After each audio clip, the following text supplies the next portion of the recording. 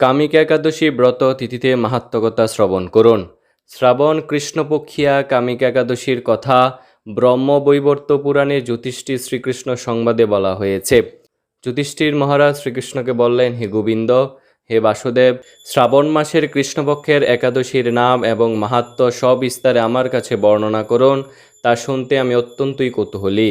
প্রত্যুত্তরে ভক্তবৎসল ভগবান শ্রীকৃষ্ণ বললেন, হে রাজন, পূর্বে দেবর্ষি নারদ প্রজাপতি ব্রহ্মাকে এই প্রশ্ন করলে তিনি যে উত্তর প্রদান করেছিলেন, আমি এখন সেই কথাই বলছি। আপনি মনোযোগ সহকারে তা শ্রবণ করুন।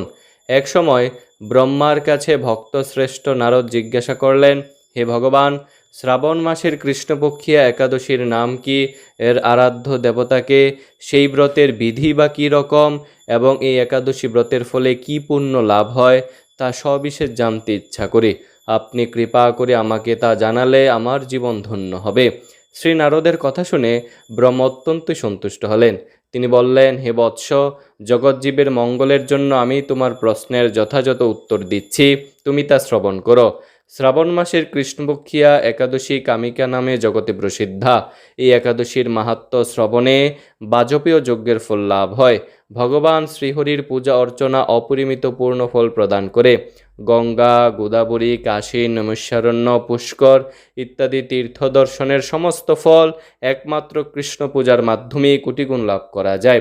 সাগর ও অরণ্যযুক্ত পৃথিবীদানের ফল, দুগ্ধবতী গাবিদানের ফল অনায়াসে এই একাদশী ব্রত পালনে লাভ হয়। যারা পাপপূর্ণ সাগরে নিমগ্ন, এই একাদশী ব্রতই তাদের উদ্ধারের একমাত্র সহজ উপায়। এইরকম পবিত্র পাপনাশক শ্রেষ্ঠ ব্রত আর জগতে নেই। শ্রীহরি স্বয়ং এই একাদশীর মাহাত্ম্য কীর্তন করেছেন। রাত্রি জাগরণ করে যারা এই কামিকা একাদশী ব্রত পালন করেন, তারা কখনো দুঃখ দুর্দশাগ্রস্ত হন না। এই একাদশী ব্রত পালনকারী কখনো নিম্নজনীয় প্রাপ্ত হন না।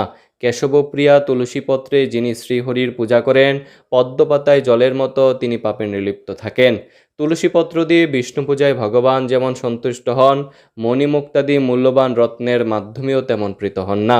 যিনি কেশবকে তুলসী মঞ্জুরি দিয়ে পূজা করেন, তার জন্মার্জিত সমস্ত পাপ ক্ষয় হয়ে যায়।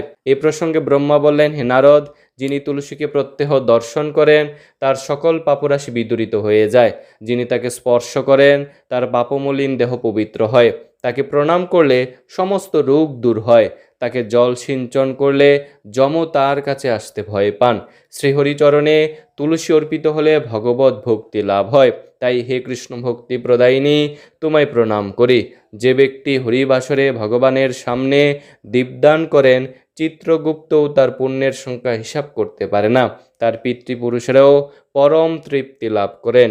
শ্রীকৃষ্ণ বললেন, হে রাজন, আমি আপনার কাছে সর্বপাপ হারিণী এই কামিকা একাদশীর মাহাত্ম্য বর্ণনা করলাম। অতএব যিনি পাপ বিনাশিনী মহাপুণ্য ফলদায়ী এই একাদশী ব্রত পালন করবেন এবং এই একাদশী ব্রত মাহাত্ম্য কথা শ্রদ্ধা সহকারে পাঠ অথবা শ্রবণ করবেন, তিনি সর্বপাপ থেকে মুক্ত হয়ে বিষ্ণুলোকে গমন করবেন।